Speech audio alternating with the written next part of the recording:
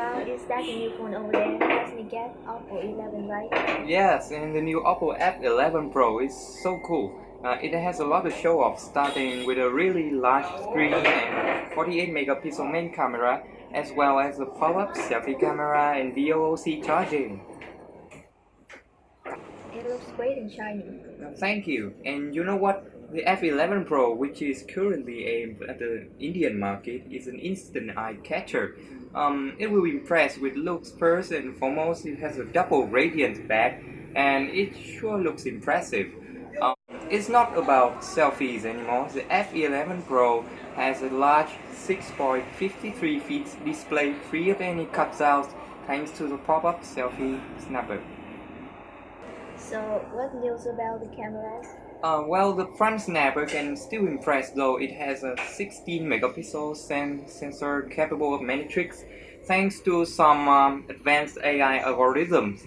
And the hottest trend of the season, the 48 megapixel main camera, is on the Oppo F11 Pro as well. And the main camera has a 5 megapixel helper for more accurate portraits too. And the pop-up selfie camera slides in and out of the body of the phone easily, even many times face unlocking and selfie taking. However, it does make a slight squeaky sound as it comes up and down the phone. So, you said that the phone has VOC fast charging technology, so how long does it take to charge? Well, the smartphone is charged to roughly 37% in about 15 to 20 minutes. But for a complete charge, the phone takes approximately about an hour and 15 minutes. But the rear of the phone heats up a little bit while charging. So, it will definitely save a lot of time, right? Yes, you're right. And there are also smart driving and riding modes which mute all notification except coming calls. The phone can handle multitasking easily with no sudden battery drop or heating issues. Watching film and back-to-back videos on Netflix on this device and using Google Maps and listening to music at the same time doesn't cause the phone to heat up or cause rapid battery drainage. Does the phone help you play games better? Well, in my opinion, Oppo F11 Pro gives a solid and smooth performance without any lags. That's the good news. And Oppo's gaming space setting for game works well here by automatically adjusting some settings to optimize gaming experience. Right, guess about this, and the iPhone 7 actually delivers an unique experience among iPhones, which is both a good and a bad thing. Let's talk about design. I remember that you used iPhone 6 before, right? Yes, you were right.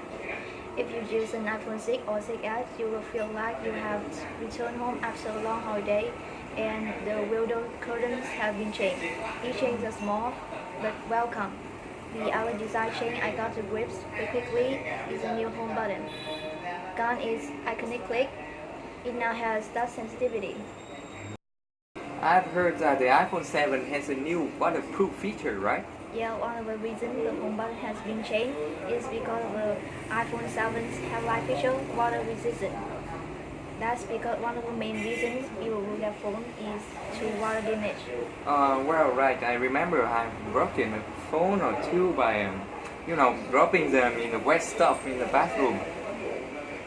Yeah, new features such as an incredible quad-core processor and crucially a 32GB starting storage capacity are very welcome.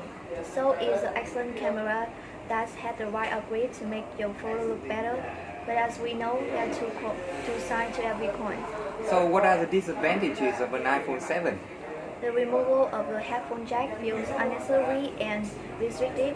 The handset costs more than the 6S did when it was released last year, at least in the UK, and the iPhone 7 battery life is a real problem. Nice.